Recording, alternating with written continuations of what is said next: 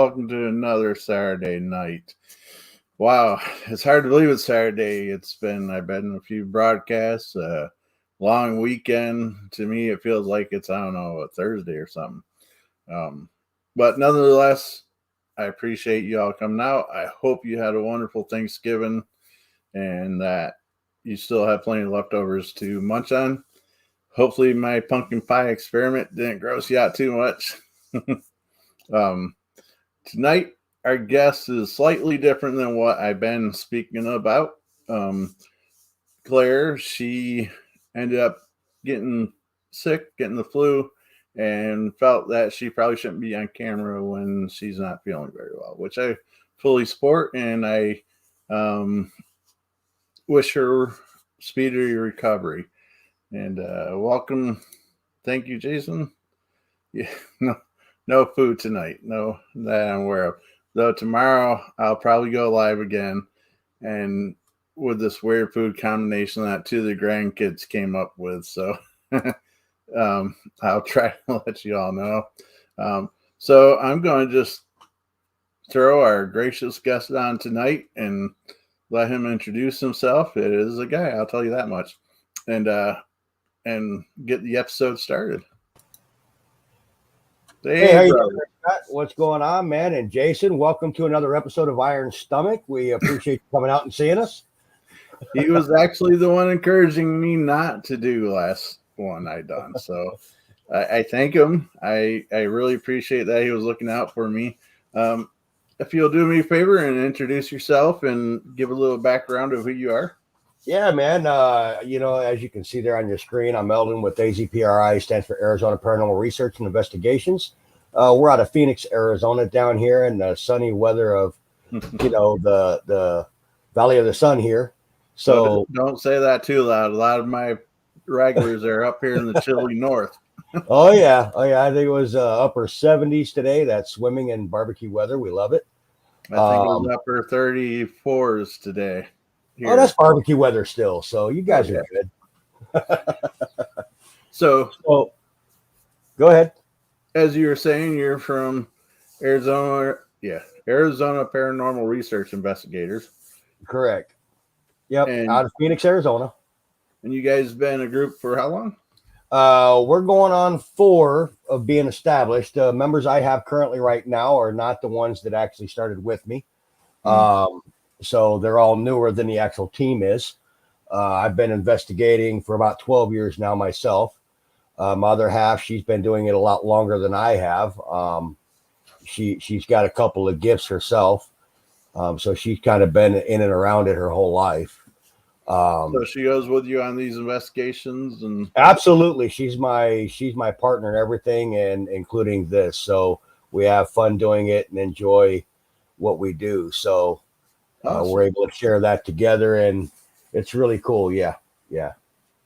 Wow, that's cool. I know me and Stephanie, my better half, she's with me a lot of the times on our investigations. She likes to say that she's not part of WASP, but like it or not, she's part of WASP. That's like J.U. out there, Jason. He was when we met many years ago at Burger King. He said, "Oh well, I'll just join occasionally," and occasionally was 80+% of the cases. Yeah, I was gonna say, how does that actually work, really? You know. Well, his wife is one of the founders, and he was, like it or not, she brought him along. Awesome, man. Cool. Oh, I fully agree. I couldn't imagine the group without them.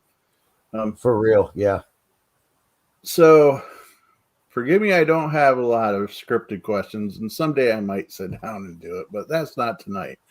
Hey, no problem. We'll just wing this thing tonight, man, and I'm good with that. Nice. So I caught your show last night with Matt. Right. For those that aren't aware, which I'm sure most of you will be, is we'll get to that statement here in a second. With Lee there, he threw me off. Oh, for those that do watch, Matt is the paranormal consultant. He has a pretty good show, and you were on last night and got a lot of great response there. And absolutely. And so we'll bring this Leefoot, as he's now being called. You haven't seen it yet? Do it again. No, my friend, I don't think that's going to be a repeat. Let me tell you, I witnessed it myself, and I don't recommend anybody doing it. I don't recommend anybody watching it. I would rather watch a horror flick. This was painstaking. It was definitely rough. And, I would probably do the hot chip challenge, the one chip challenge again before I would do the pie again. I did not care for that. That just looked horrible. Have you done any food challenges? Beyond eating contests, to see how much you can eat and who can out eat the next guy. No, I've never really tried anything crazy such like that. I haven't. And by the way, Lee is a co-founder as well. So, and he's generally on when I do my shows. I don't see how he missed last night, but he's more, and he's nicknamed Leefoot. Mr. Consultant started that because he's very elusive to the camera and such. He does not like being on it. I've gotten him on a couple times, but don't like the camera, do you, Lee? Not in the slightest bit. I could answer that for you now. He probably likes the camera as much as he likes the spirit box. You don't like the spirit box, huh? No, that's why I tease him. I said, when we buy a bunch of equipment, I'm going to get 3 or 4 spirit boxes and let it go off around them. Maybe borrow some of mine. I got 5 of them. Do you really? Yeah. And do you use them on every case? Not all of them. No, I've got all kinds of equipment, and really the reason I have so much is if we get multiple cases at the same time, I can split my team up, and we've got equipment to be able to go around. So that's the primary reason I have so much. Yeah. Right. And yeah, I don't normally do my shows on Friday. That is very true. I've been doing a lot more live shows lately. That's for sure. Most of them have to do with weird foods or things like that. Why? I guess just because I like appeasing those that are on. So you're speaking of a lot of equipment and being able to split up groups. Did you mention how many you have, or how many what members? It's actually downsized because we got rid of some people and just kind of got rid of some non-clicking individuals. I'll just kind of leave it at that. But we have downsized. However, we are bringing more people on board. My goal with this particular team is about 40 people. 40 people. Wow, that's quite the number. Around here, I don't think that would work very well. But that would work well there because you said you're in Flagstaff? No, I'm in Phoenix, Arizona. And the reason that I'm looking at 40 people is because I'm going to be splitting that team apart. Mm-hmm. And about half of us are going to stay here. The other half will start traveling across the United States. Okay. So that's why I'm looking at that many people. So going to have a mobile unit. Right. Have a mobile team is what it's going to be. So we'll travel. We'll do live feeds, visit this place and that place. And, we'll make some episodes, sell some of those up on Amazon. We'll throw things out here for our viewers here and get a good deal on that as well, and just have fun at it and go around the country, meet our Para-Unity brothers and sisters and have fun. So you'll be part of the traveling, or are you going to split that Yes. up, rotate it? No, I'll be a part of that full time when that transpires. We will have some members that do revolve and trade off, but we will have a core of about 8 to 10 people that will always be there.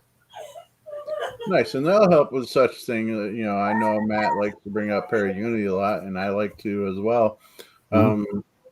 There's been situations where we've gotten people contacting us in other areas that we just didn't know anybody, and we were a little uncomfortable with saying, well, this group is good and that group's good.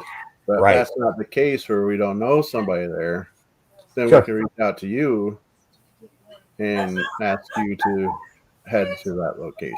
That just happened to me the other day. I was contacted by an individual in Minnesota and having some issues. And I said, just give me a moment here, and I can put you in touch with somebody up there that can help you out. And of course, I got a hold of Lisa and them with Minnesota Spirit Hunters. A great group. Said, yeah, absolutely. I said, hey, I've got something for you. Maybe you can help them out. Got them in touch with each other, and lo and behold, they're being well taken care of. So that's how that works, man, and it works well. And even today, it worked out quite well because I didn't have anybody to be on. And Matt reached out to you, and you were gracious enough to save me tonight. Many thanks. Absolutely. Yeah, absolutely. That's what it's about, man. We're here for each other. And, anytime that occurs or happens or anything like that, you've got an issue with that, just let me know. Contact me, and we'll hook it up. I appreciate that. That's awesome. I definitely will do that. Absolutely. And when you start rolling on your stuff, feel free to get hold of me. Yeah, and that's the thing, up until here recently, we've been really geared towards just helping people, doing investigations for them, diving into what their issues are, and getting to some kind of a resolve to their issues and helping people. Here recently is where we're really getting into the whole para-unity thing and starting to branch out and network with other teams and getting a part of this. So, Well, that's awesome. And I'm glad that you're able to start to reach out and such.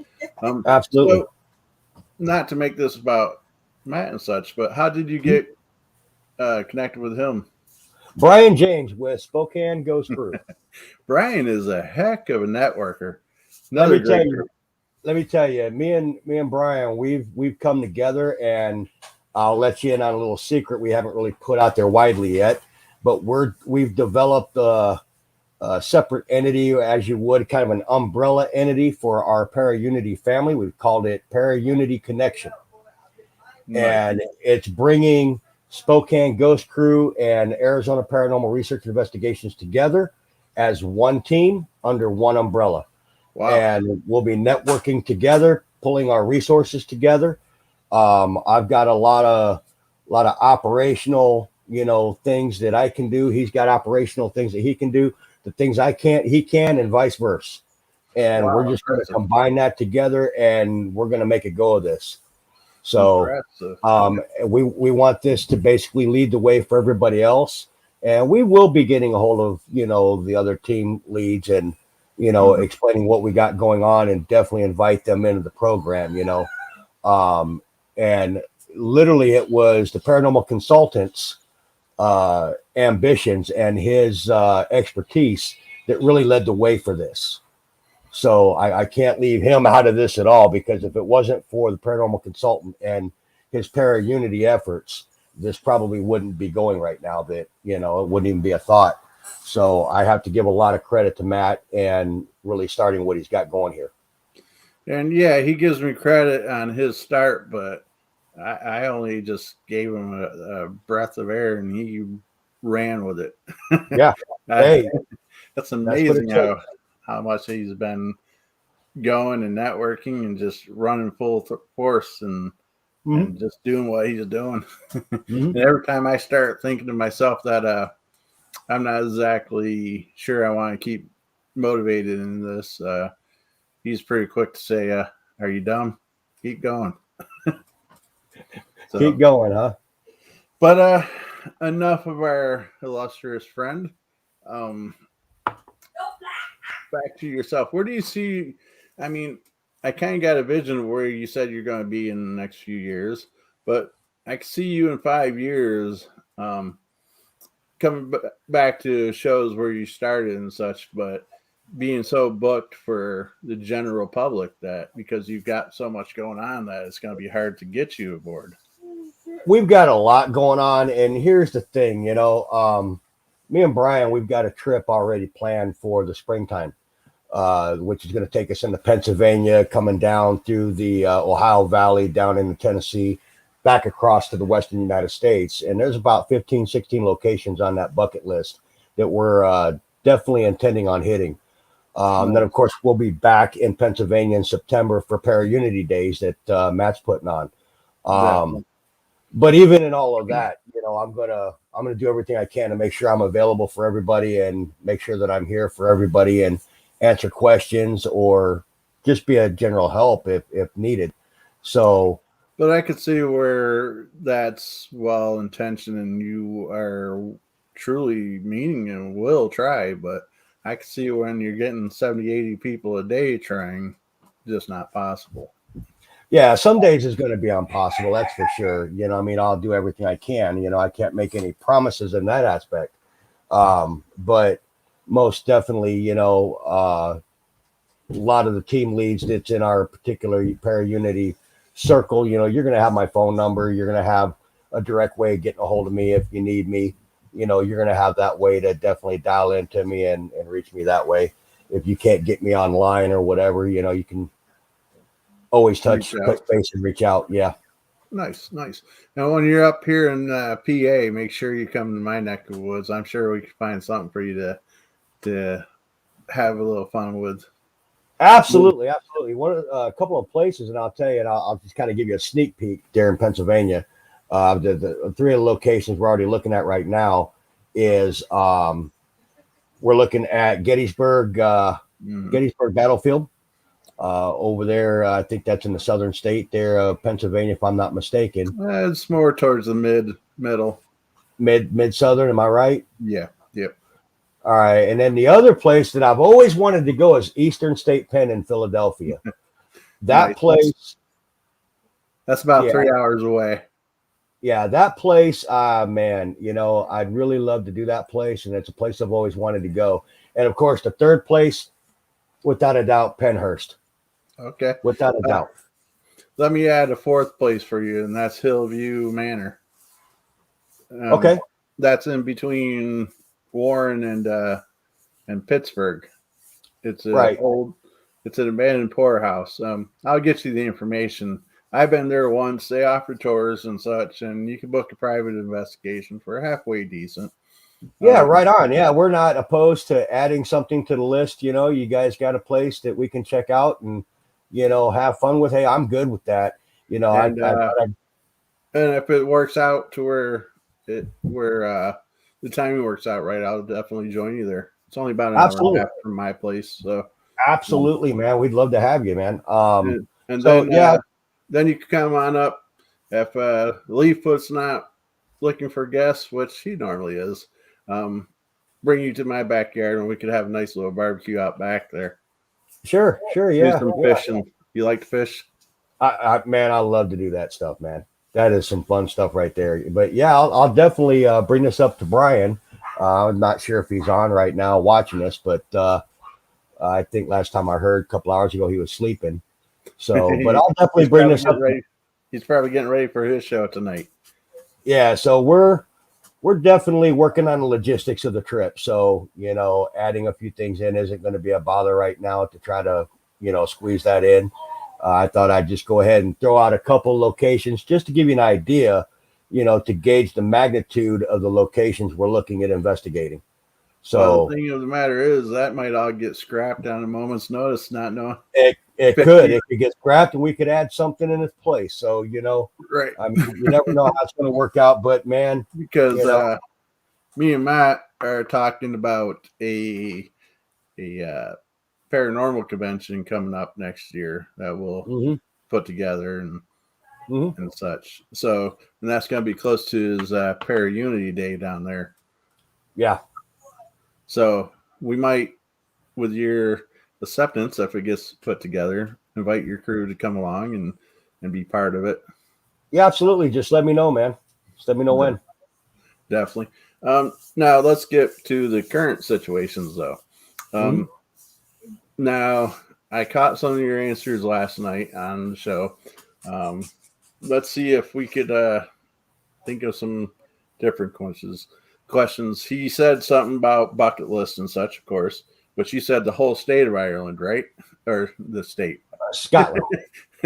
What's that? Scotland. The entire country. That's quite the bucket list there. Yes, it is. I'd have to probably take about 4 months for that at least. I was about to ask, how long do you think such a trip would take? Yeah, that would take about 4 months. So I would definitely be doing some return trips. Hmm. You wouldn't try to stay there the whole time? Probably not 4 months. No, I was a truck driver over the road for Mhm. 17 years, and I think my record for being out on the road in one given time was 16 months. I don't think I want to do that anymore. Damn.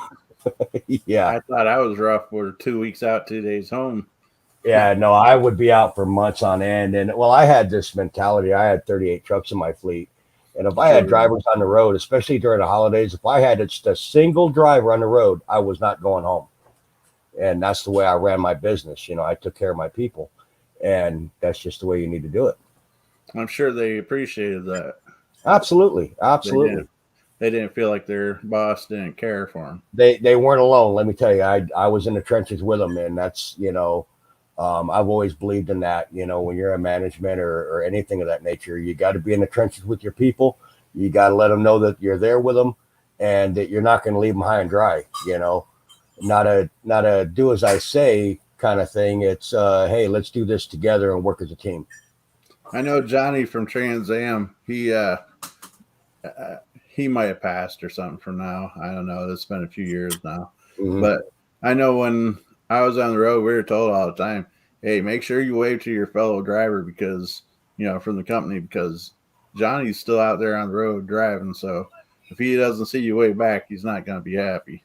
Oh yeah, that's the way it was with the older hands. I mean, I still remember that. I mean, that was just customary. Every time you pass another driver, it was you wave. Not anymore. It just doesn't happen hardly. And I remember when you had a mechanical problem, you'd pull off on the side of the road. You'd have Somebody five, will. 6 trucks right behind you. But Anymore, they'll just honk at you as they go right by you. yeah, So it's been a while, but yeah, I can imagine it being mhm, that way. yeah. Um, which is a shame. So Hmm. before we get off the driving topic, I have to ask, what was your handle? Oh wow. I started out with catfish. That lasted about 2 years, and then I went to nightcrawler. All right, And now, yeah, so now, today I've stuck with the nickname Paranormal Nightcrawler. there you go. Well, you see why they call me Mr. Fedora, Right, which right. which is a lot better from what you seen earlier today. I sure wasn't expecting a video call. I thought it was just a regular conversation, and all of a sudden I Right. got people staring at me. So I'll bet you'll never guess how I got the nickname Nightcrawler. Oh, I drove at night most of my career, and look what I do now. I investigate the paranormal. And when do you think you do that? At night. probably watching a bunch of ghost hunters on TV, maybe. Right, right. Now I'll tell you, I do investigate during the day because I don't believe that there's a difference really in activity, differentiating between night and day. I don't believe in that. Some people do, and that's okay. I love our various opinions in this field. It's great and Mhm. that's awesome. But I personally have not seen any differential between night and day investigations as far as getting evidence and data. Actually, if Lee is still on, and some of the other members of WASP, actually, we seen. I believe the only time we've seen full body apparitions almost look like regular people, like we can see each other now, Mhm. was during the day at Yeah, Lee House. absolutely. I've seen more apparitions during the day than I've ever seen at night. Absolutely. At night, I just see shadows. You Right, know, right. during the day is when you actually see the full on. You can see facial structure, color, clothing. You can see a lot of detail during the day. Which Yep. I think surprises a lot of people that don't do this because they always you see how the TV shows. You see most of the people in our situation when they do videos, it's mostly at night Yep. because it Well, makes for as Jason Hawes says, okay, guys, let's go lights out, right? mhm, which would be kind of weird during the day. Yeah, it Lights would. out really Yeah. didn't make a Yep. difference. But it is fun sometimes to do that during the day to holler that out. Okay, guys, lights out. I'll try that next time I'm live. Just see Yeah, it how it adds a feels. little. Absolutely, might as well. I mean, the big guys do it, right? Right. I don't have no big camera crew following me It around. it, it sounds professional, doesn't it? It does. It does. I'll give you that.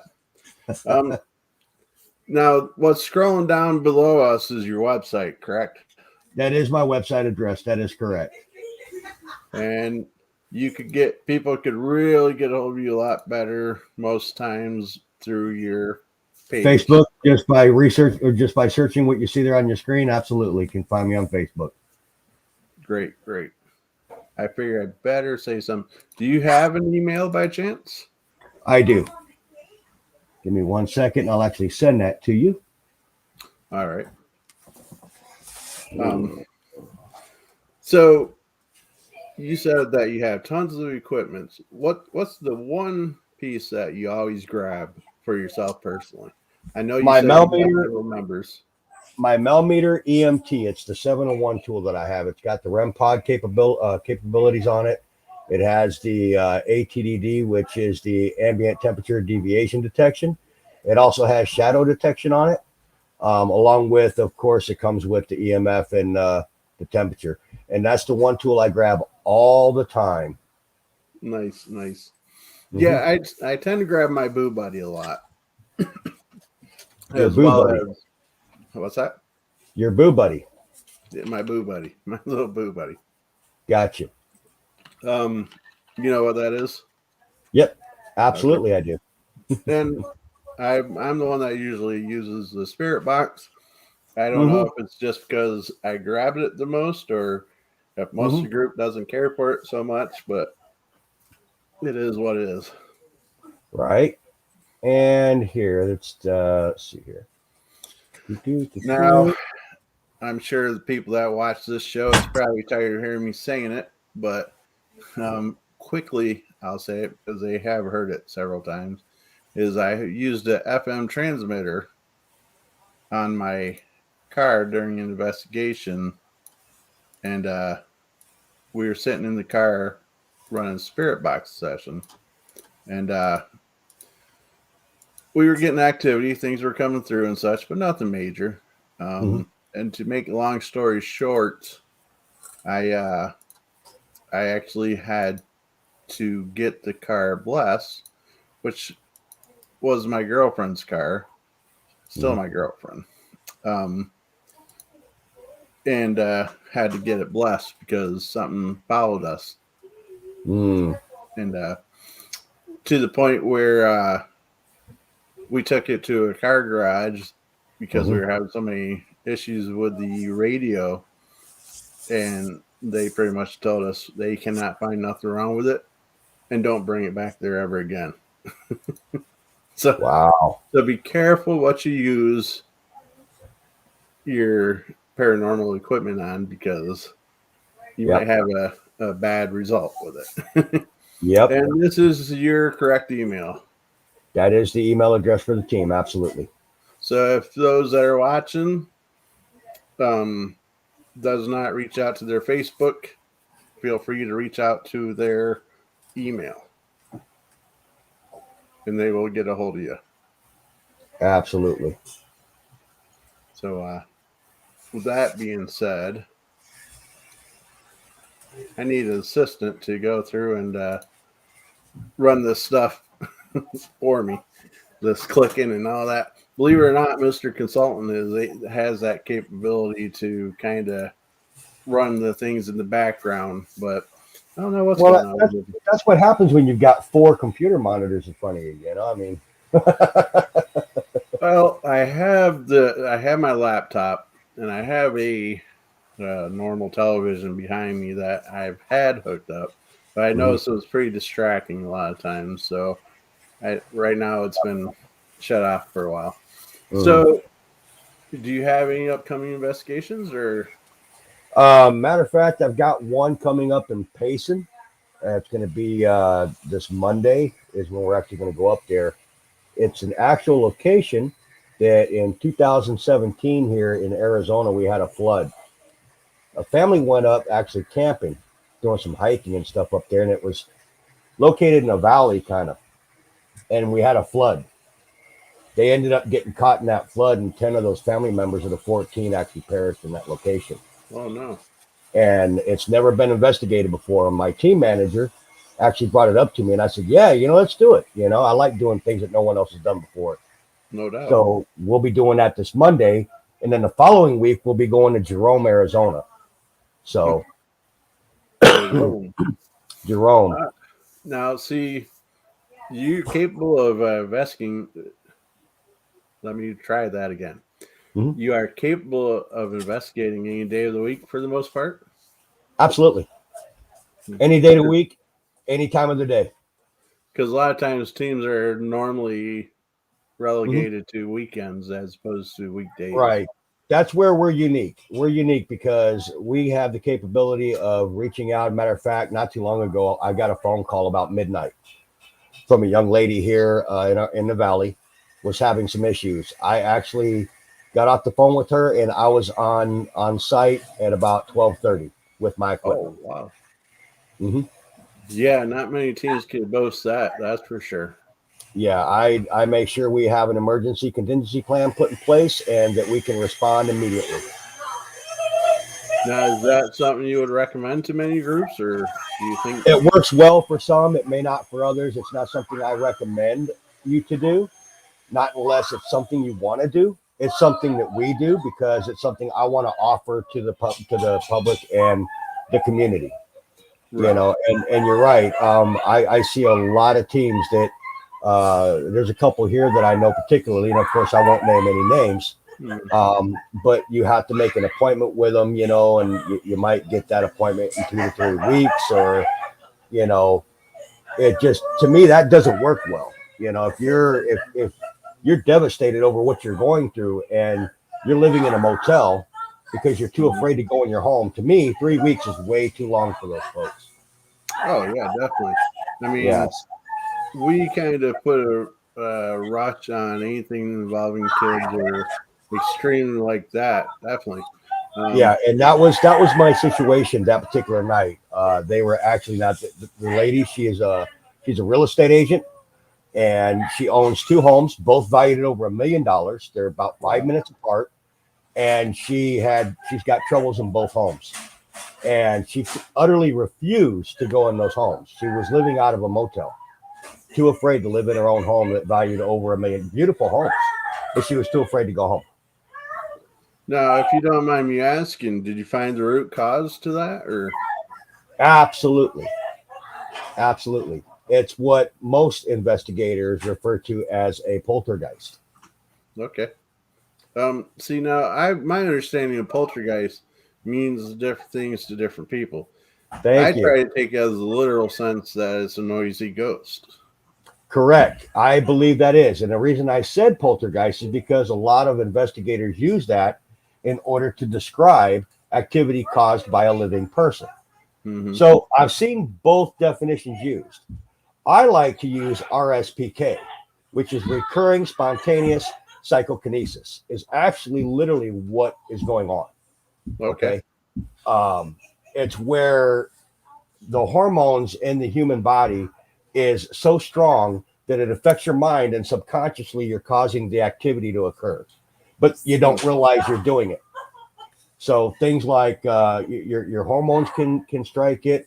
If you have a lot of emotional issues going on, if you have a lot of anxieties going on, it could trigger it. A lot of these things, and unfortunately, this young lady had a lot of things going on in that aspect. A lot of emotional issues. She had just lost 3 or 4 family members within a matter of months leading up to this. Wow. She was in an abusive relationship. I mean, this poor lady was just a ball of anxiety. I can imagine. It wasn't me, Lee. It wasn't me. What, were we not giving you enough attention about that, mister? Well, there's only 2 guests on this show, and or 2 people on this show, and one already said it wasn't them. Take your pick, right? Hopefully you took the time to watch that today, because you were the main cause, Mr. Leafoot, for me to suffer like that. This gentleman would tell you that he's seen the anguish in my face as I was eating that. Wow, it looked painful, man. It's not something I would ever put myself through. There's no way. I don't think you could pay me enough to try that. I'm sure there's a price, but it'd Okay, be well, we'll more just leave than that. We'll just leave that out of it. Okay, Scott. I'm sure it'd be more than a snack pack. Oh, it's going to be a lot more than a snack pack. I can guarantee you that much. But yeah, I'm amazed. Wow, you were able to get onto that so fast. Hmm. I Yeah, only took two. I believe I took like 3 or 4 bites. The last bite I took was hey, me almost getting sick, and I said, "Well, I better not do any more because though some people would enjoy watching me get sick on camera for the sake of entertainment, most man, wouldn't." never mind 2 bites. I was just amazed that you even took the first one, no less the second one. He's he would never do it. Let's put it that way. Nah, you too. No, not me. Um, But see, I'm allergic to mayonnaise, so there's no way I would be doing that. yeah, because you'd be getting famous for different reasons. Yeah, I'd get famous, all right. Yeah, I'd get famous in a What's hospital morgue, probably. what's that one show that was 1,001 Dumb Ways to Die or something? Yeah, 101 ways to die or something. Yeah. Well, my way is through mayonnaise. He would be on camera, and There he and goes. to bring this to another point, um, they were coyotes at least, if not something more. Uh, he's referring to another place that if you come up this way, I could bring you to is a historical place called Pithole City. Maybe it was city Pithole either way, and it's closer to Erie, PA, and it's pretty much where a lot of the oil industry came from around these parts, and Mm. a small town of anywhere from 80 to 150 people on average on this little hillside. Hit an oil boom, and all of a sudden, this small town turned into like 30, 40,000 people. It mattered overnight to a couple days, and chaos and all that just went rampant. Now, And have you been able to actually investigate up near the banks of the Great Lakes? no, I I've, never. I've heard there's been a lot of ships go down in those waters, and I just kind of wonder what that would reveal by trying to investigate the banks of that water. What would be really interesting is a paranormal team that actually investigates underwater. Yeah, I would like to do that. I would love to do that. I wonder how that could be done. Well, when you look at my GoPros example, I mean, you could take your GoPros down underwater. You'd have to get your equipment encased and things like that. But Right, it's right, definitely possible. right. Find some Mhm. way to have the two-way radios or something be able to communicate and Well, recording.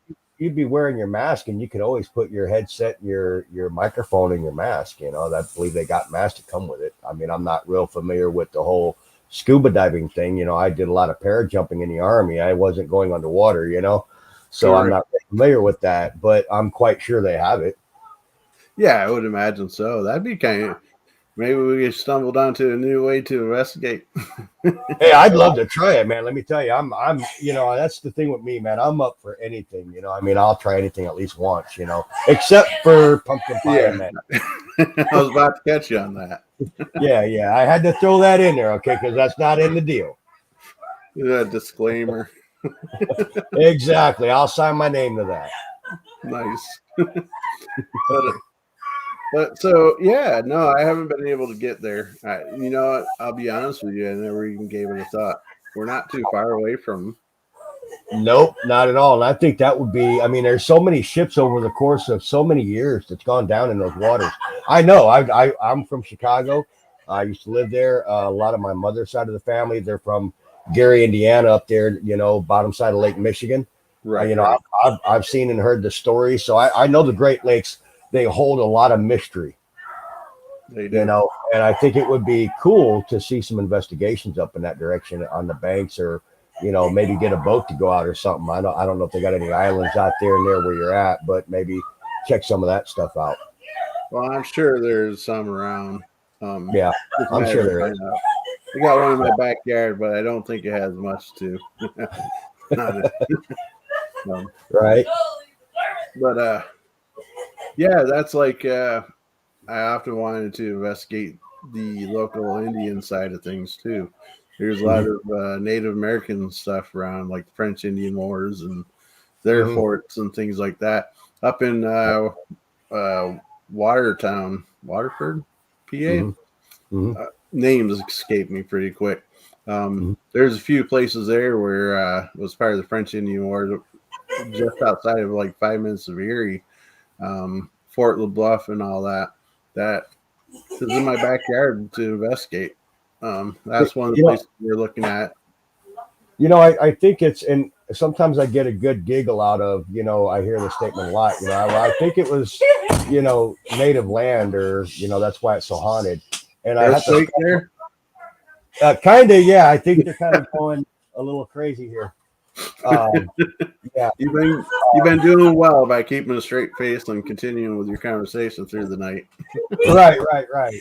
So, but anyway, I get a comical kick out of hearing that a lot. It's Native American land, and that's why we think it's haunted. But if you think about it, isn't the whole country like used to be native land?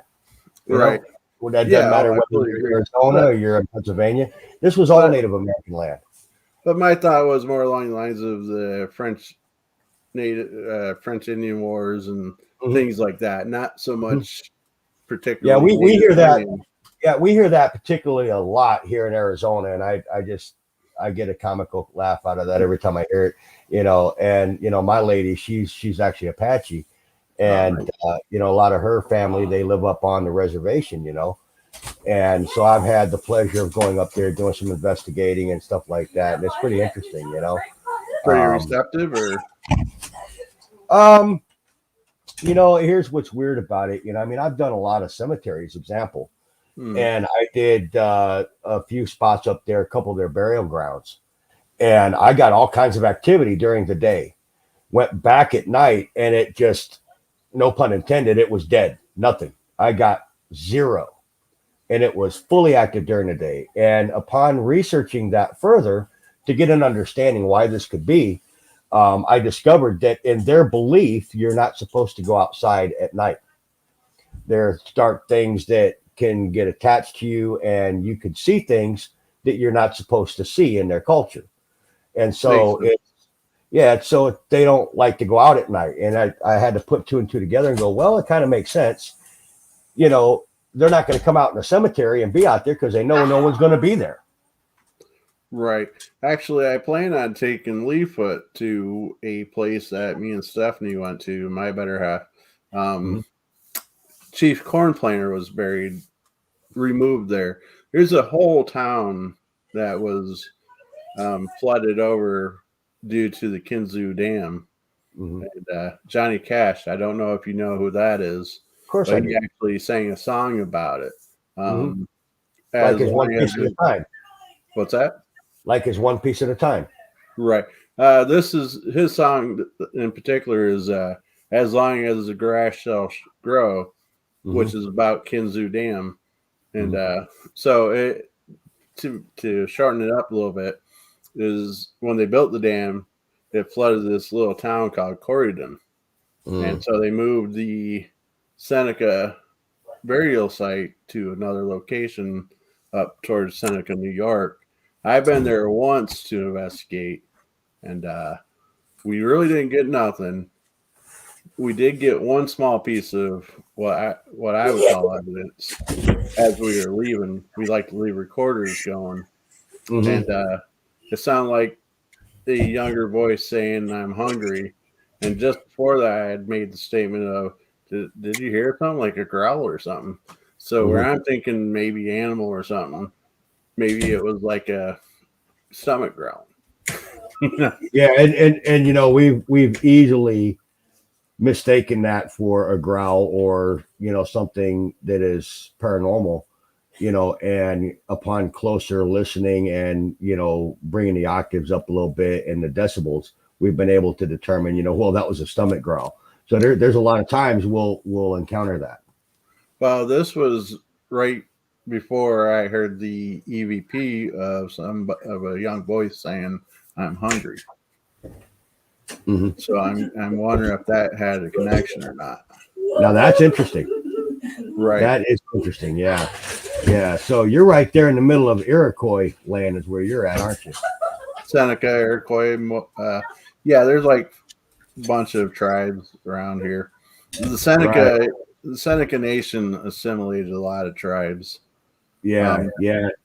Chief Cornplanter is their well. There's some speculation on if that's just a marker or if he was buried there or not. But So either you're saying way, he moved that cemetery. So do you know if they actually was successful in moving all of the burials, or do you feel that there might be some burials that actually have lingered behind?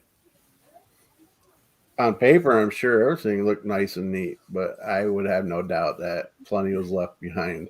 You know, and the reason that I asked that is the original cemetery here in Phoenix is not where it's at right now. It was probably about 2 miles east of where it's located today.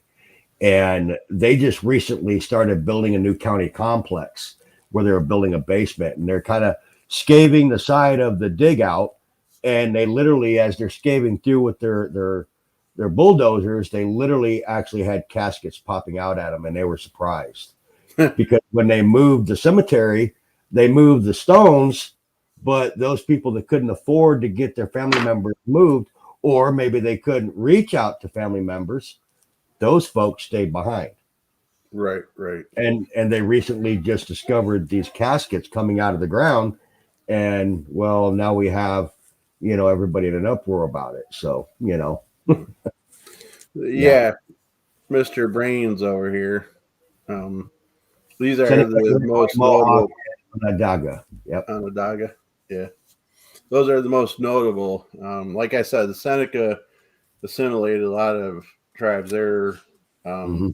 once they conquered them, as a lot of tribes, nations, they assimilated a lot of them. Hmm.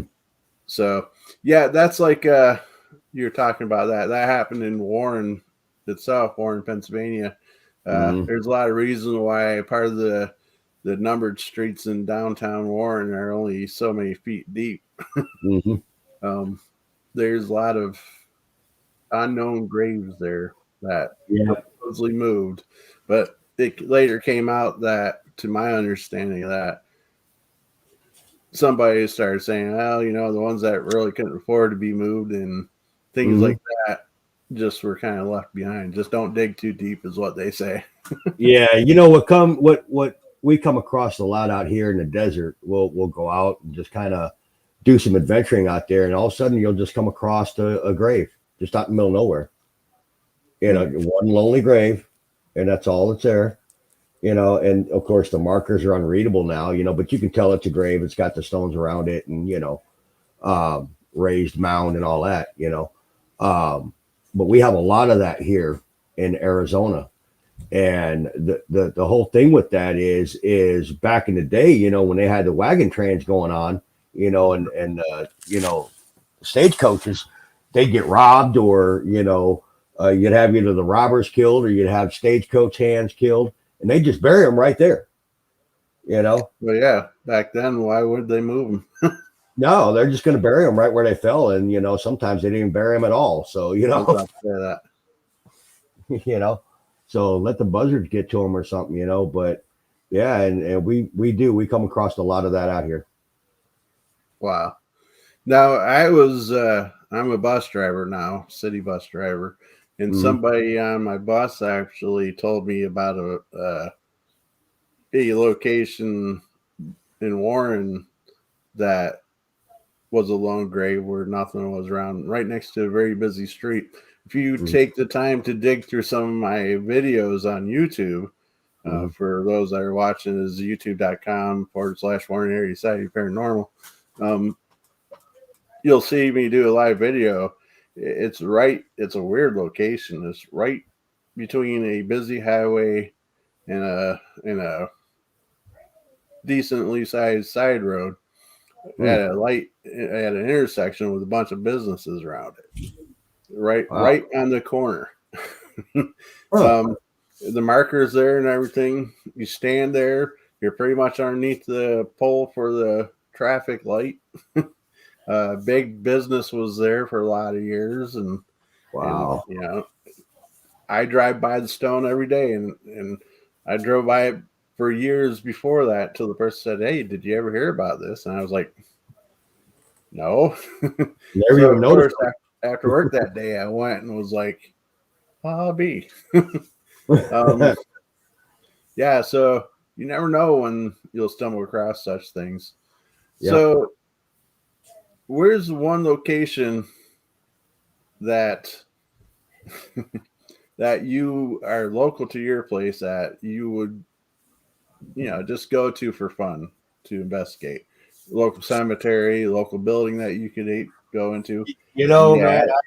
I've got a location about 2 miles from where I'm at right now. I started going there when I first started 12 years ago. So I've been going there well over a decade. It is a working everyday cemetery is what it is. Hmm. And I have gotten some good evidence out of there. I've had nights where I've gotten nothing out of there. Hmm. But it's a place that I really love to go. I can clear my head, I can think a little bit better, and I have fun doing it there, and I really enjoy it at that location. Nice. So it's almost like a meditative place for you. Yeah, it really is. If I've got troubles going on, I can go there, and I just seem to it releases everything off my mind. It's almost like, because you know how it is when you go to a place for so long, you Hmm. get to know the spirits get to know you, kind of thing. They get to know how you react, how you're feeling, and that kind of thing. And I really think that by going there, sometimes they help me even kind of get So, things off my mind. so you don't think it's dangerous that these spirits are getting to know you so well? Not to the point where it's a relationship kind of thing. No, I think that we've gone there, we've helped some of them out because it's like this. Even the living needs help. Well, so do spirits. Right. I've discovered, and I think we have a pretty good understanding. Not that like I said, a relationship kind of thing, but I think we have a check understanding between us. Um, where we've gotten to recognize. What I'm saying? When I come there, they recognize who I am. I recognize who they are. We have a mutual respect for each other in that sense. They don't mess with me in the fact of anything harmful, and I don't disrespect them, and they Nice. know that. So mhm. Now, I mean, you see, there's very rare that you'll come across a paranormal investigator um, that doesn't have a favorite cemetery you go to. So, what do you think makes cemeteries so active, or do you think it's like unresolved business? Do you think they're aware?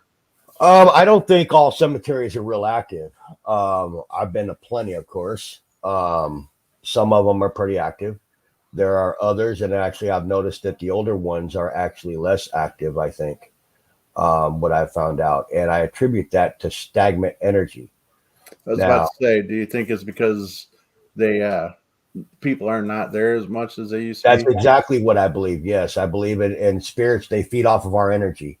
And the less interaction you have with the living in a cemetery, the less energy they're going to have. So, and the longer that goes, I believe it turns into what I call a stagnant energy. Makes sense. Most Mhm. people would understand that term. Right. You'll see that. I've actually seen that in our Potter's Field here, Okay. where it's there's actually three of them located here. Two of them they're no longer using, and one of them is active. And I get the same thing there. It's stagnant energy, and it's not that they're not having burials continuously there. It's that just nobody goes to visit them. That's where Right. the unknowns are, and John Doe's, Jane Doe's, and all of that is actually there. And not only that, as generations go on, sooner or later, family forgets. People don't, even our younger generations now just don't do the Right. graveyard side anymore. A lot of our So, pioneer cemeteries are like that. Last burial was like in 1915, kind of thing. and there's just nobody anymore visiting them. Mm. Mhm. So, do you think somebody finding a cemetery, like Pioneer Cemetery or whatever, that doesn't see that activity maybe once a year or so, do you think that fresh energy would do something, or do you think it's just once gone, it's gone? Um, I think it's going to take more than one person to go there. I think it'll take multiple people every day to kind of rejuvenate that is what I believe. You Okay. know, Kind of like yeah, recharging a battery. kind of right. Nice. Things I haven't personally thought of before myself, I Hmm. guess. Hmm. Um, Now, what advice would you give somebody just stepping into the paranormal field? Look out for safety, man. Safety is number one. That is your number one concern out there. You're in the dark. You're in places that you're not familiar with, and especially, and let me talk about that for a minute. If you're not familiar with a place, don't go there at night first. Okay, go during the day. Check your Mhm. place out. Watch what your dangers are going to be. Take note of that. Make sure you're communicating with your team. Make sure you're communicating with the people you're with. Hey, there's a pothole here, or there's a void in the floor here that you could fall through the first floor at. From the second floor. You Bare know wires. exactly. Always be aware of your surroundings. Walk it during the day. Know where you're at and know what's going on. Watch out for those dangers. Bring your little first aid kit with you. I do it all the time. Bring a first aid kit. If you're out Blanket, there, water. yeah, bring your survival stuff, your safety stuff. In the summertime, when the mosquitoes are bad, I bring a lot of off for the team, we'll spray down, even in buildings, that may be abandoned or something, don't have windows in it, mosquitoes are going to get there. Wear So boots, so less chance of nails through the. It's bring not all paranormal related. No, no, bring boots. Also, be careful of asbestos. Asbestos is very big in the paranormal field. We visit a lot of old places that are abandoned, and there's some real nasty stuff out there in some of these buildings. Asbestos, mold. Mold can mess with you. Bring a breathing apparatus or some kind of a mask or something. Make sure you're protecting yourself. But safety is number one. That's my message. Now, do you think that it's best to start off with trying to form a team, or do you think it's best to start off with a friend or two and see if it grows? I honestly think that if you're going to start out in the paranormal field, try to find another paranormal team to work with. Make sure you get under the wing of somebody that's experienced, that knows what they're doing, because otherwise it's kind of like the third graders teaching the third graders. You need a teacher, you need a mentor, you need somebody that knows what they're doing to show you the ropes, show you the right way of, how to conduct yourself on an investigation. I don't like to use the term right way of investigating because there is no right or wrong way to investigate. So let's get that clear real quick. There are Exactly. so many methods, so many techniques, and I've learned so much by, learning from other people on how they're doing things. And I've incorporated some things into my techniques too, so really is no right or wrong way. However, there is a respectful and a disrespectful way of doing things. And I Very always true. teach about respect. Have respect for your client, have respect for yourself and your team, have respect for your location, and by all means, have respect for the spirits that you're talking to. Sugar's going to get you a lot further than the vinegar and the salt. Very true. And your reputation, believe it or not, don't seem like it's that big of a deal, but it does carry you a long way in this world, in the paranormal world. Yeah, everything you just said, we've done the opposite. So I don't know. We're lucky we're still around. And you We know just what? Hey, celebrated. We just celebrated 11 years a week ago now. when you get to be experienced, it's kind of like driving a truck. When you first start out, you're double clutching everywhere. You're watching everything. Okay, and after you've been doing it about a year or two, now you're floating gears and all kinds of stuff, and you got all kinds of bad habits. Same uh, thing here. But once you're learning, and once you get into this, and you're the new guy in the block, let's try to learn that respect level and do things right. And then as you learn things, you kind of know what you can adjust here and there, and you know how you can, manipulate, doing things. Definitely. And yeah, I remember driving in around Hawthorne, New Jersey, and on the interstate there. And boy, my first time, I was those little four wheelers, those little cars and such, was push me around like you wouldn't believe. Second time through, they're starting to do that again. I said to myself, "Wait a second, why are you letting them push you around?" So, And I remember I used to pick up loads of king shrimp out of Nogales, Arizona, and I would run it to the eastern seaboard. And I'd have 16 stops on my trip, starting in New Hampshire and ending down in Maryland. And let me tell you, New York City was a pain in the butt. I did not like going across that dang bridge into Manhattan. No, sir. You see the beat cop standing there on the sidewalk just looking at you, shaking his head and laughing. Because he knew. Oh yeah, he knew what you were in for. Yeah, I never cared for it much. Yeah. But like anything, even with the paranormal, you got through it. You kept your wits about yourself. We just didn't sleep in New York City. We always would sleep in New Jersey, Yeah, I would have never done that. Yeah, you don't go to sleep in New York City. You probably won't wake up. Right. But that's a totally different subject. So let's open up a little bit of a controversial one, if I may. I hear you speak it, and I believe it. Don't think I'm not believing what you're saying. But a lot of teams speak of paranormal unity, and I believe a lot of teams don't truly believe it. And for good reason. For good reason. It sounds good. It's great. Yeah, a lot of times it's only paper thin. They don't believe it for good reason. Mm-hmm. I believe that, in my opinion, a lot of times is based off of geographical location. The further out you are from the other team, the more unity you're willing to have. What's your view on that? I've got a team right here in Arizona, and I just discovered this actually. And it's kind of funny how this worked out. My lady, she was contacted by a gentleman here by the name of Jason. He is with Southwest Paranormal. Mm-hmm. And he's invited us up north to go on an investigation with him. And subsequently, I'm kind of, doing the same thing here. I'm inviting him to go with us this coming week up to Jerome, do another couple investigations and all that. And I just discovered, just within the last couple of days, that he's literally part of our Para-Unity family here with Brian and Matt and all that. Right. And he's probably 20 miles from me. He's right here. And by all means, we're going to be touching base. The other thing that I'm doing is, I've got, I don't know, roughly $10,000 worth of equipment. I'm understanding that, a couple of my paranormal brothers, they're not so fortunate. One of the things I'm doing is I'm figuring out how to get them some help and get them equipped. They need the tools to do the job, and that's something that I'm doing for them.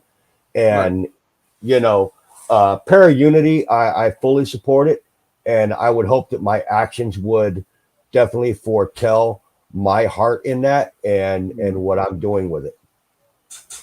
Right. Actions definitely do speak louder than words. Absolutely. That's for sure. And absolutely.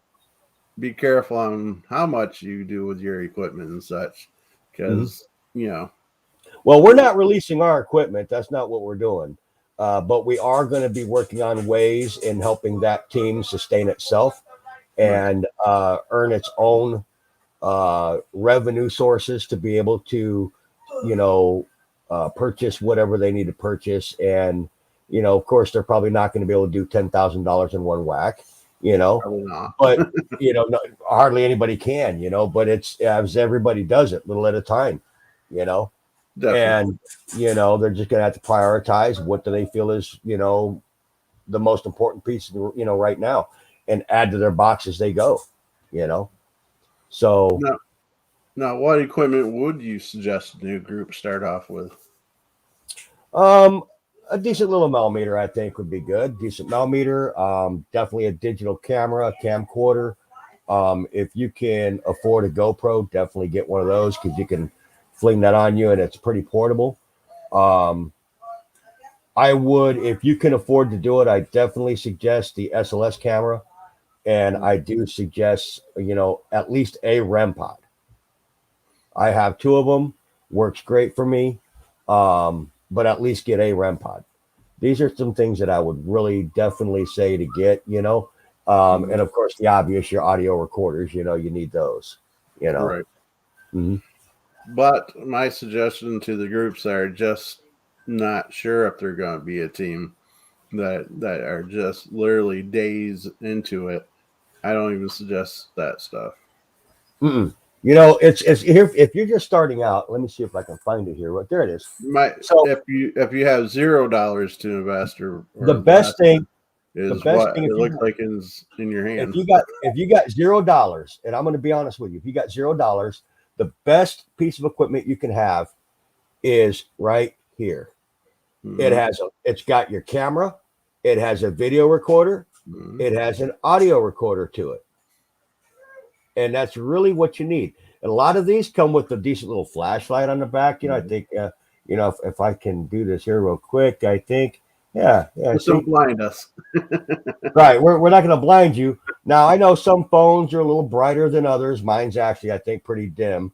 But if you can afford getting a decent little flashlight, this particular thing, it has everything you need that I feel a investigator starting out would need. You need a camera, an audio Days, recorder, and a flashlight. That's really the days three in. pieces. When you're days into it, you're not sure. Take a few cases like cemeteries, your own personal house, your friend's house. Do a Mhm, couple, see if you like it, and mhm. then progress on to the equipment you're suggesting. Yep. Sit there in the hallway with the lights out for about 4 hours. That way you're bored to all daylights. Okay. Make sure you get bored because we all get bored. Okay. Paranormal investigating obviously is not like you see on the TV. It's not all a ball of wax. It is really boring if you're doing it right.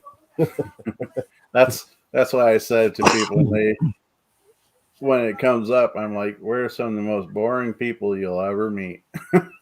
That's Just, right. it sounds nice and fun and exciting for a Friday night, but I mean, I've in been in those reality, locations that it's hopped all night long. I mean, I think we've all had them. But just I don't want people to think that they're going to come into this and they're going to get gobs of evidence like you see on the ghost shows. It's just right, not going to happen like that. You're going to have your really good fair share of locations.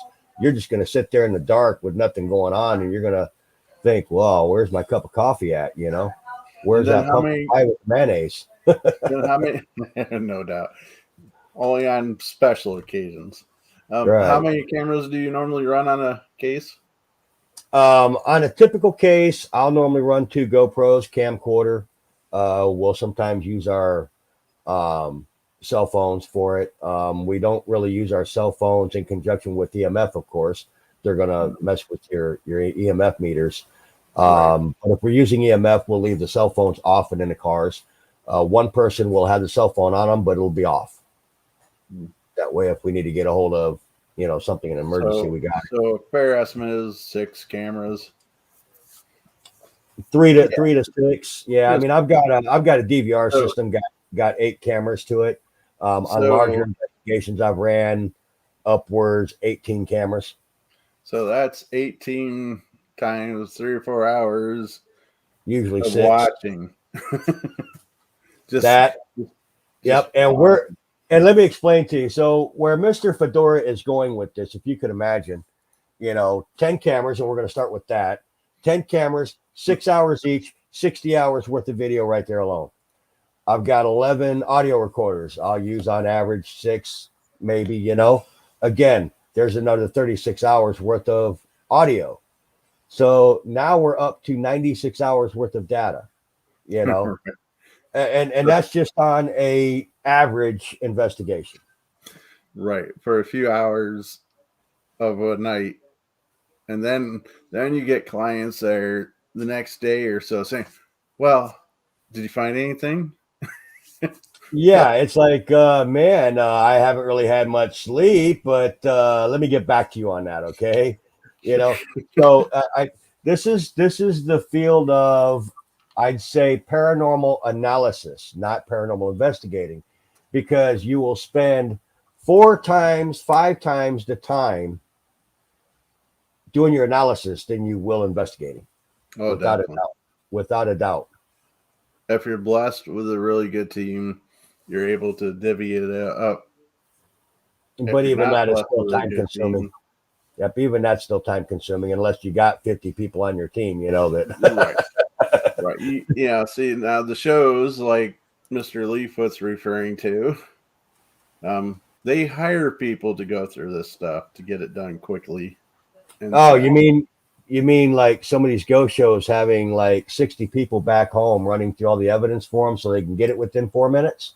Right, and then they throw it on camera, them sitting there with their headphones and Right, like they went through the whole thing. Yeah. Yeah. it looks good on TV. And It, and I don't want to bash them too much because not that I truly but it believe he is ever but it is watches funny. my show, But but it is funny. Dave Tango, uh, many moons ago liked the page, probably some little assistant somewhere. So we can't bash him too much. Of all the ghost hunters and TV show personalities, Dave Tango, you're number one if you're watching this. Otherwise, everybody else is better. And some people I don't know, some people give taps a bad rap. I like them. I like what they were. Thank you. Yeah, today it's gone down quite a bit, I think, but from what I remember watching them years ago, I like what they were about, and I wish they would have stayed with it. You're right. I had a Yeah, lot of I agree. respect on what they did. Yeah, I agree. And they did do a lot for the paranormal world. Yes, they did. Yeah, You absolutely. cannot take that away.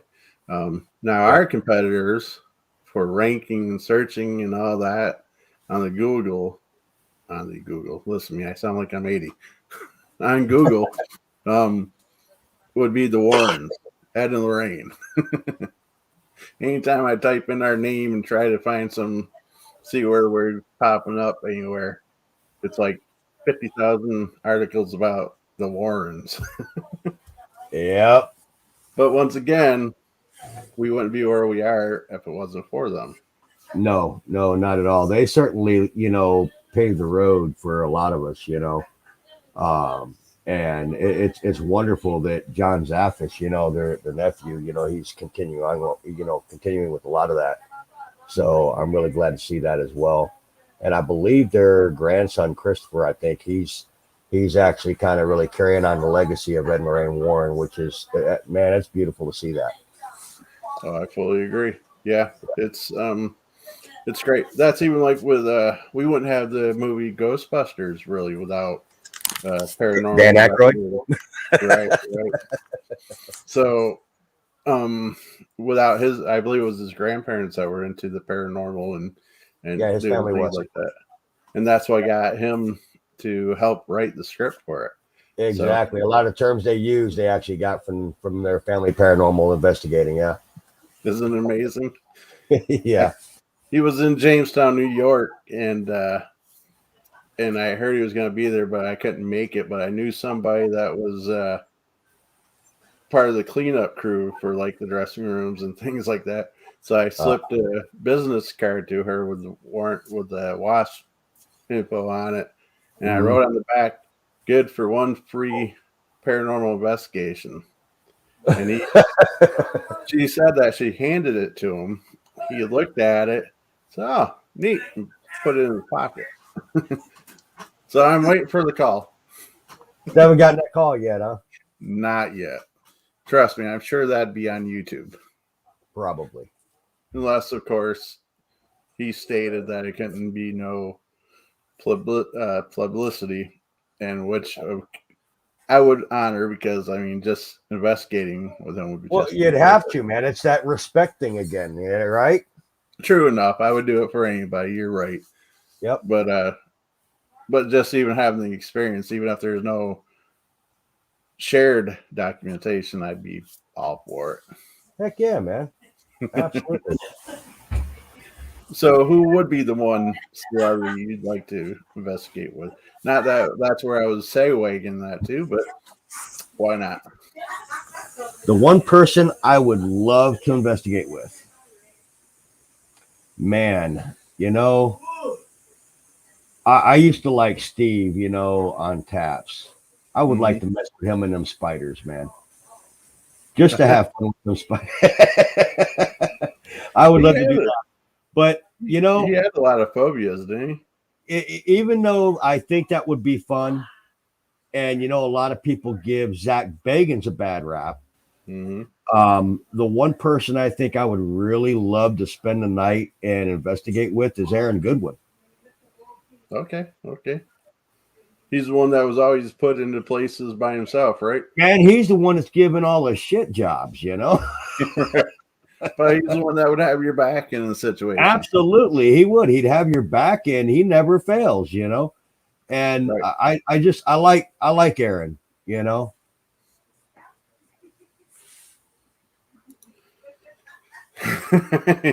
okay. Oh boy.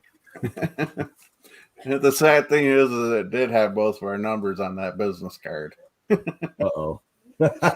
And he got a call a couple years ago. Now you tell me, right? Well, I'd like to make it official from this moment on. Anybody that is watching or cares, Lee Baldwin, Mr. AKA Mr. Leefoot, is no longer associated with Warren Erie Society of Paranormal.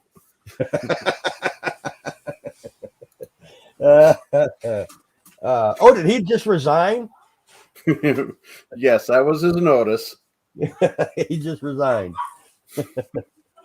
No, I can't imagine the group without him. Yeah. He's our, I wouldn't say skeptic. Well, maybe skeptic. He's a believer, but he's our skeptic. I've got three categories. I've got the skeptic, I've got the skeptical believer, and then I've got the believer. I fall in the skeptical believer class. Okay. I believe that the paranormal's there, obviously.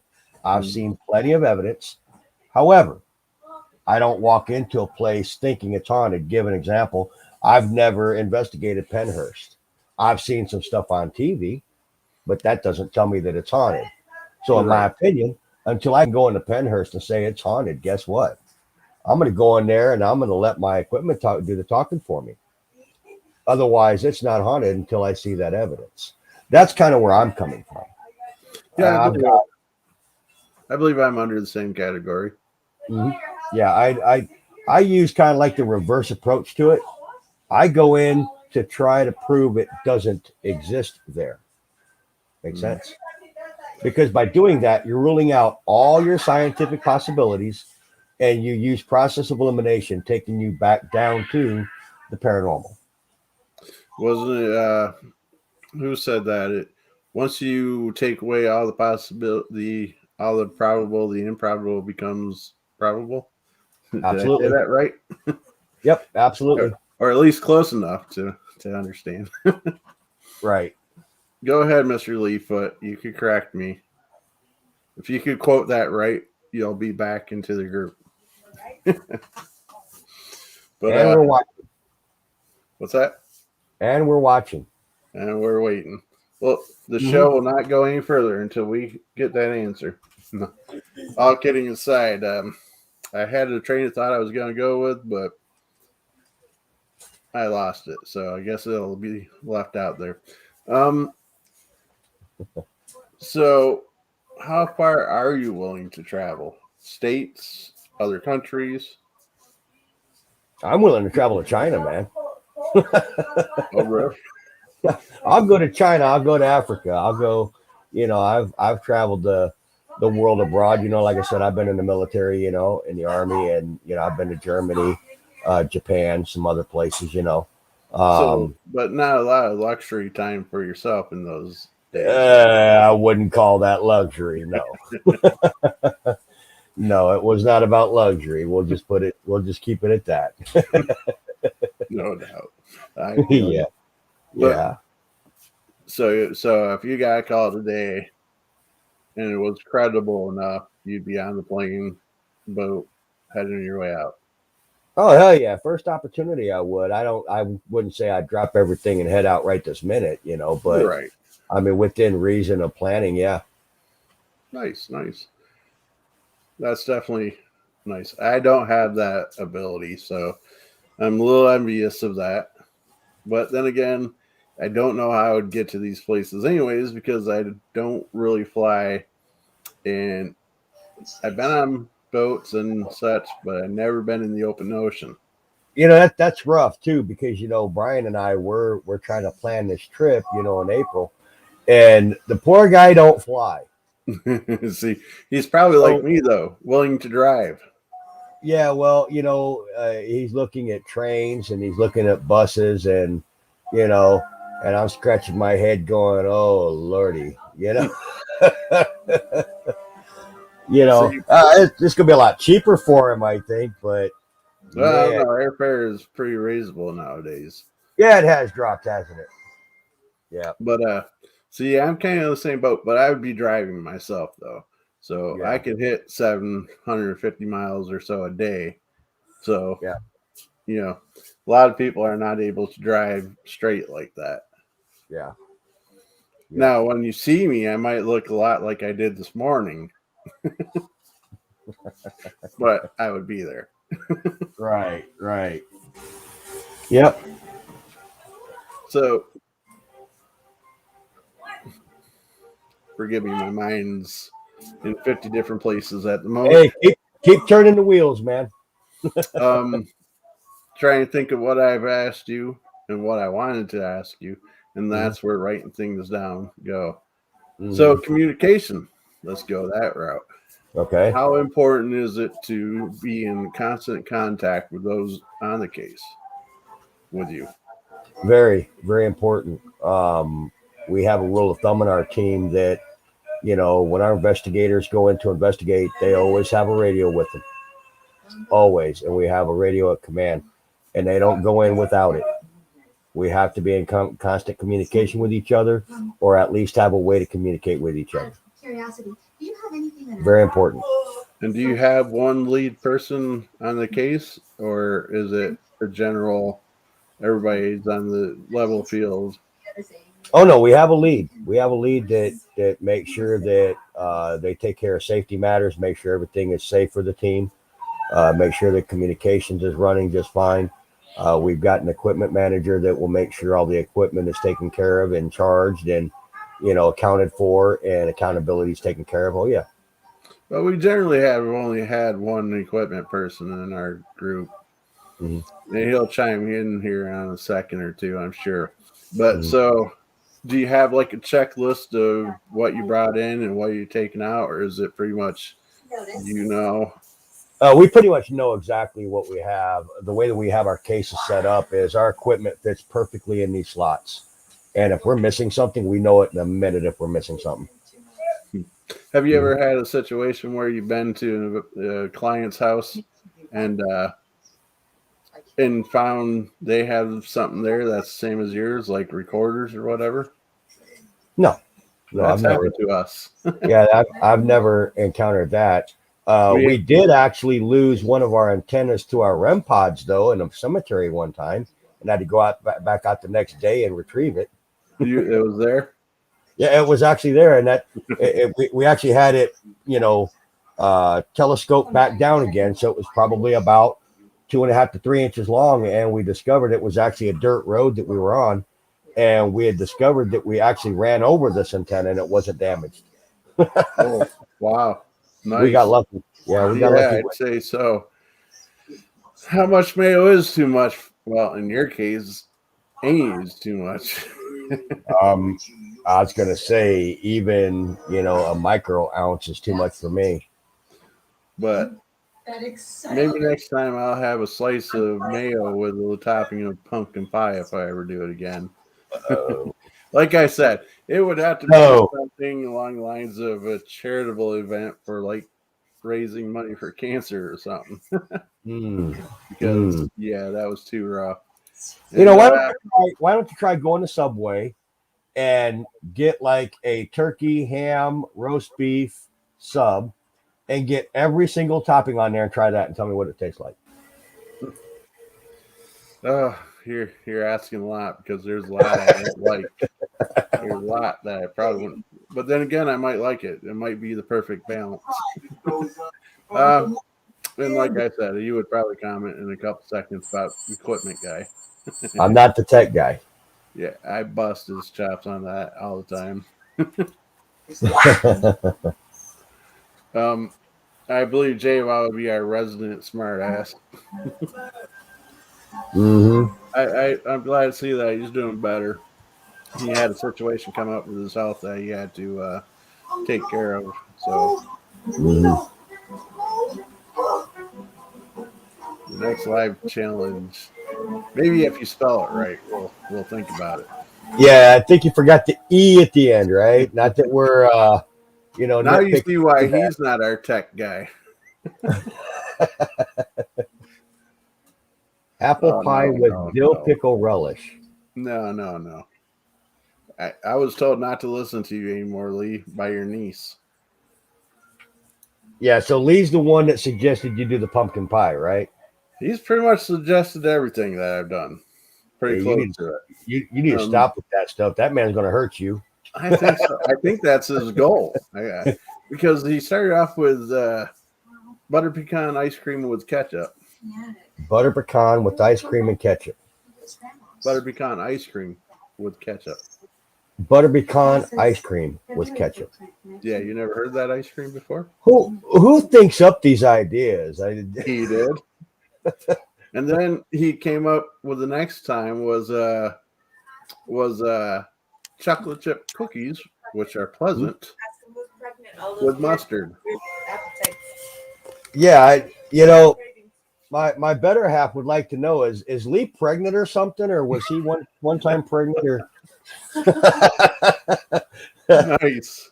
to come up with these ideas, He is he is he's male from what I know. or at least you hope so, right? Right. I was trying to check something out here. Let's see. Let's see. I think this will work. This is a picture of Mr. Lee Foot. So this is it. Maybe you should try some bubble gum and turpentine. Bubble gum and turpentine. No, I just threw that out there. But so, this is a gentleman that's trying to kill me. So if anybody finds me killed from some weird food combo, this is the most wanted picture I want out of him. Yeah, I remember when I was younger, some of my friends telling me, hey, why don't you go gargle some concrete, go kiss a truck or something, Oh boy. Like, man, friends like that, you don't need enemies, right? Right. He's speaking of his niece, not your wife. I figured as much. It had to be somebody else. I'm just twisted. Yeah. No, I think he just wants to kill me. I think he's tired of me harassing him about being a tech guy.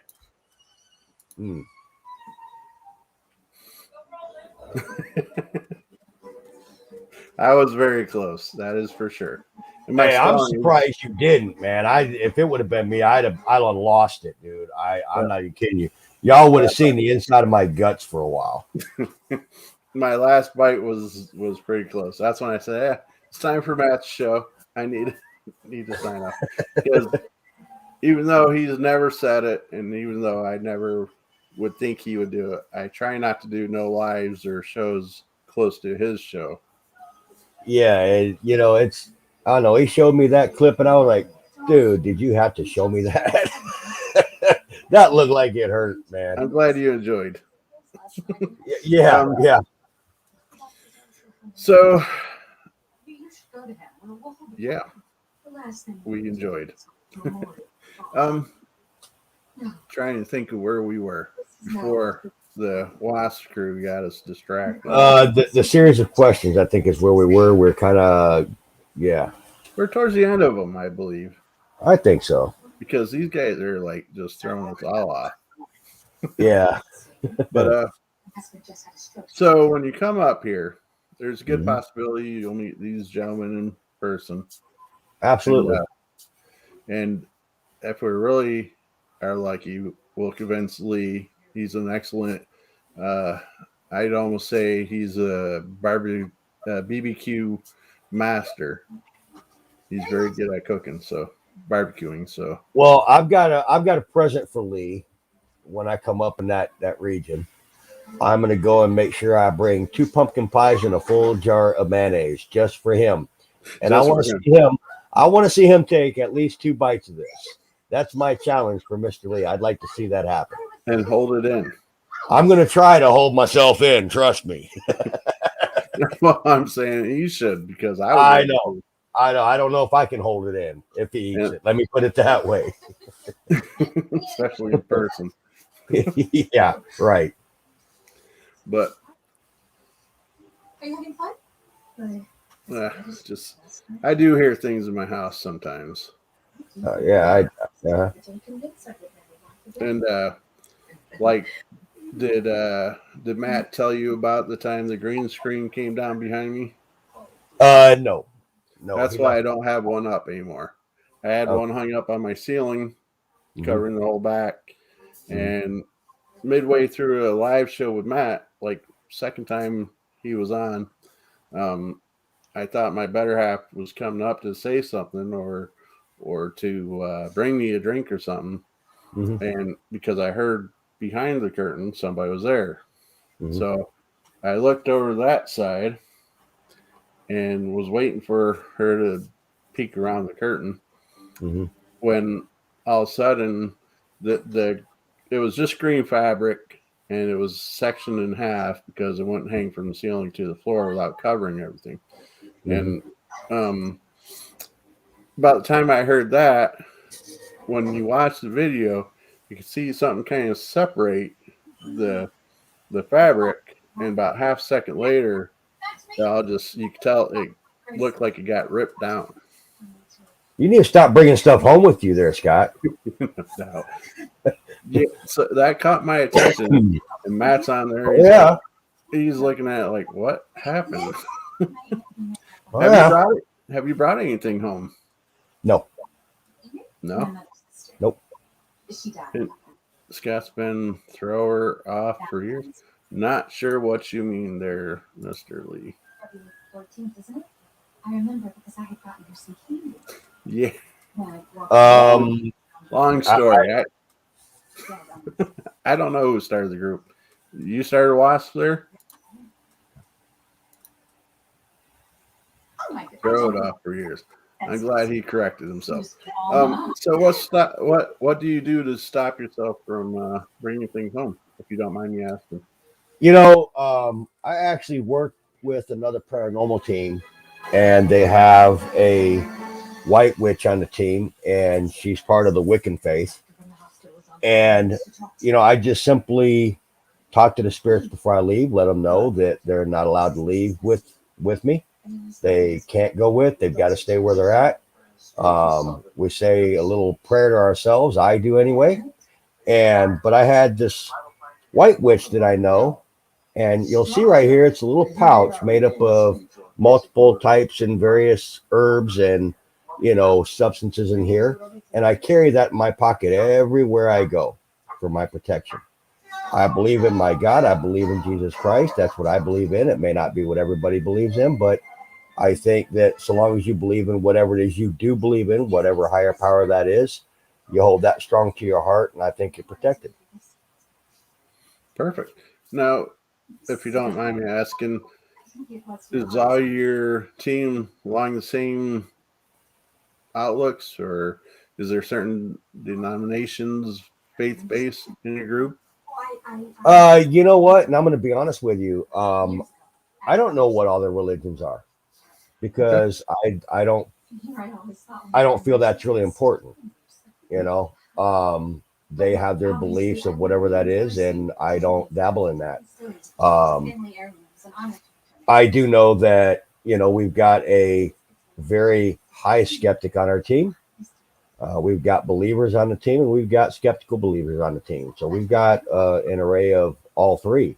But as far as what their religious preferences are and beliefs, it's not something that I really, dabble in and try to poke at. Okay, yeah, fair enough. Mhm. I don't think I truly know what faith-based beliefs are in my group. I have a basic idea, but for the most part, yeah, it's not a general topic that comes up. We do when we do say our closing prayers and such. It's very Mhm. non-denominational. We very right to the point per se. Right. Well, we Which don't say prayers out loud, and I don't do that because I don't know what their religious preferences are, mhm, if they're even religious. true enough. Uh, and I don't want to force that upon them, and I want them to be protected by whatever it is they feel comfortable with, and whatever that may be. So long as they're saying whatever prayer or whatever they believe in works for them, that works for me. Excellent. Yeah. Each team, as I'm sure you're aware, uh, have their own setups and their own beliefs. And then you said this about an hour ago. There's no right way to do No, it. no. No perfect way, anyways.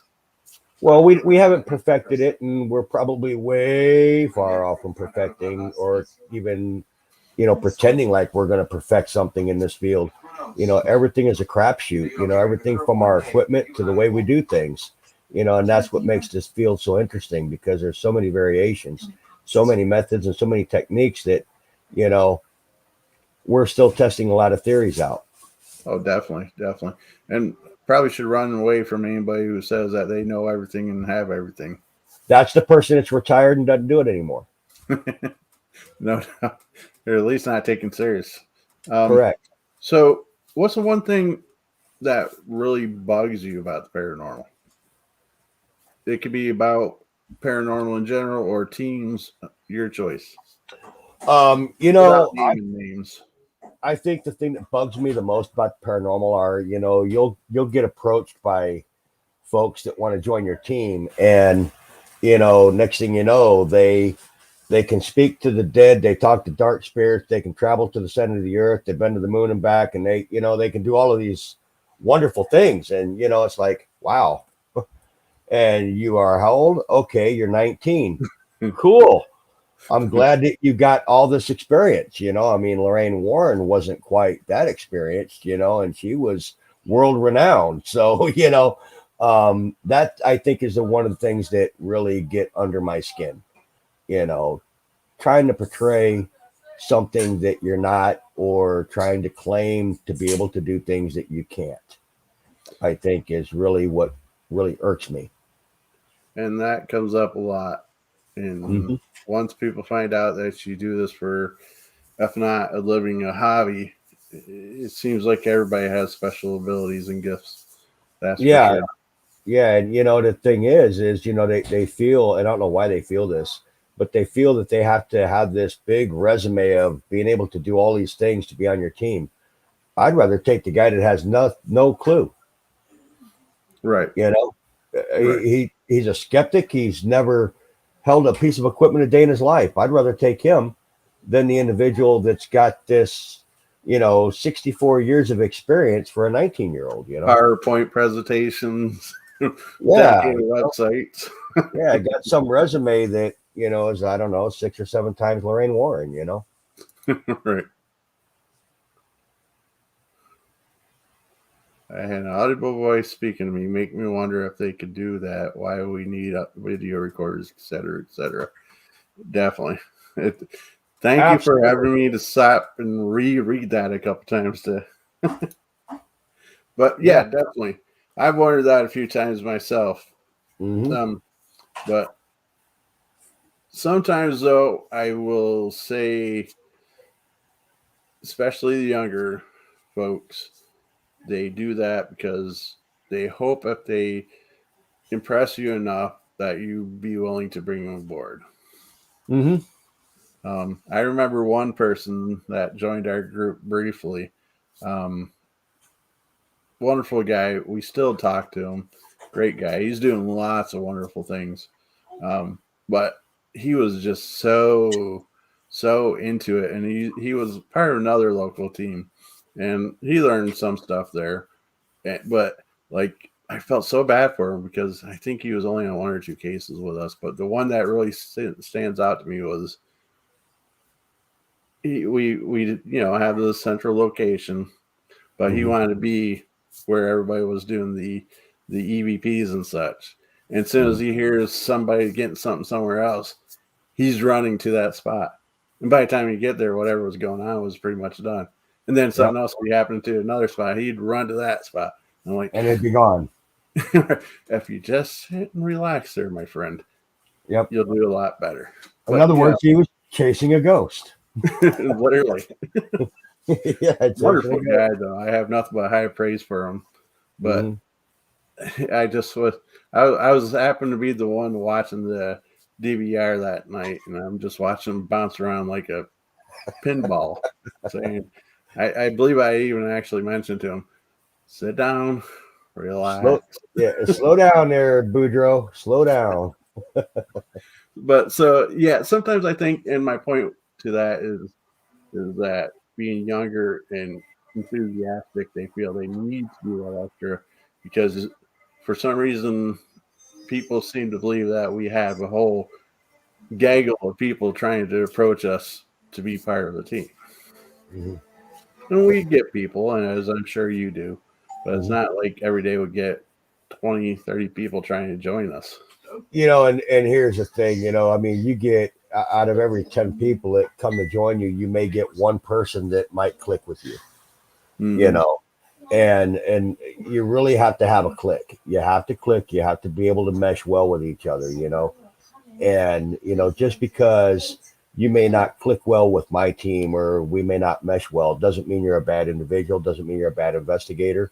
It doesn't mean you won't be a bad investigator or won't be a good investigator. My mistake. I know what you mean. Yeah, if you're even just starting out, it just means that we don't mesh, Right. And you may mesh with somebody else, and become the next Zach Baggins or something. Well, I hope not, but that's the first thing that came to mind. Yeah, you're the next top dog in the paranormal field, which is great. I mean, I'm willing to learn if and that's cool. We can still collaborate, we can still communicate and all of that. It's just if we don't click, we don't click. Mm-hmm. And being adults and mature, where you're able to realize that and let you move along to another spot where you'll shine. Definitely. Has there ever been anybody on your team that just was newly joined that got so scared that they left? And no, I don't mean names, but I wouldn't say left the team, but I do recall one investigator we had that did have a habit of experiencing something and running out. Yes. And of course they're no longer with us. So, Well, yeah, you could only let that go so much because we're professionals in our clients' eyes. And we can't be doing that. Yeah. We can't be running out of places. I had another investigator that, it was more of, rather than paranormal investigating, it was more of a thrill seek than anything. So unfortunately, well, you know how that went. Yeah, you gotta maintain that level. Yeah, there's when you're paranormal investigating, I mean, I get it, you can go out and have fun and do your thing, but there's no room here for thrill seekers. You want to be a thrill seeker, go and be one of those YouTubers out there, but paranormal investigating is not the place for them. Don't bash YouTube. Well, it's not YouTube I'm bashing there. It's the YouTubers that are out there, doing their adventures and things. That's what they're into. That's what they like to do, but that's no place for being in paranormal investigating. We're about something different, Somebody just whisper something to you? You didn't hear that? No. I don't know if that was your end or this end. I heard something like Jimmy or Gimme or something. You okay over there, man? I thought. You got somebody with you there? Nobody close. Get your recorder out, man. Well, I'm hoping it got picked up on the mic we're using. Right. Get the ghost box out. See if it works. Lee said he heard something. Yeah, it was loud enough to me, but it caught me off attention. That's why I brought it up. Wow. Now we do have a TV going in the background here. Could that have been it? Maybe. It sounded like a raspy whisper. You would know what you're watching. Yeah. They're not whispering here, so it wouldn't have been a whisper. Well, that's interesting. Yeah. I guess the ghosts of those that are on YouTube are mad that you're. Holy cow! Are we going to have us a live investigation here or something, Scott? They just switched, didn't it? Y'all didn't know we were going to do an investigation here tonight, did you? See, those that tune in find out. But yeah, I believe we're approaching that 2-hour mark. We are, my man, and I've been having fun. I really enjoying this conversation. Absolutely, man.